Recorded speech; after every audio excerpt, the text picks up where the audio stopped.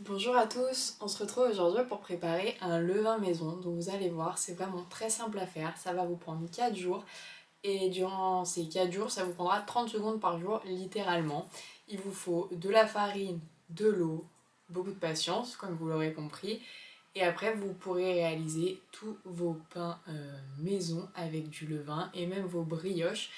Ça remplacera la levure boulangère à merveille. Donc déjà, qu'est-ce que le levain? Le levain, en fait, c'est de la farine et de l'eau qui vont fermenter au contact de l'air.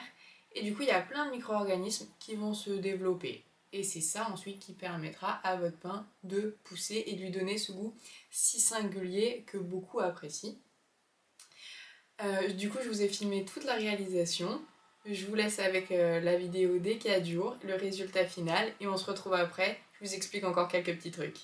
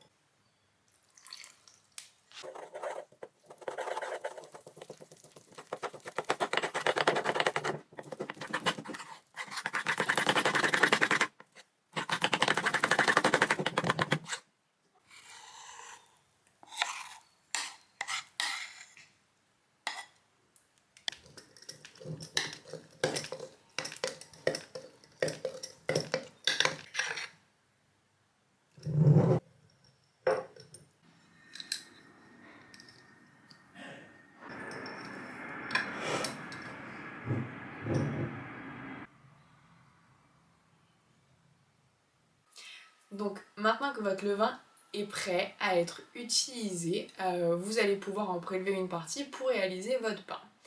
Mais une fois que vous avez prélevé cette partie, il va vous rester du coup du levain. Et ce levain, il faut l'entretenir encore, il faut le nourrir. Et on dit dans ces cas-là qu'on le rafraîchit.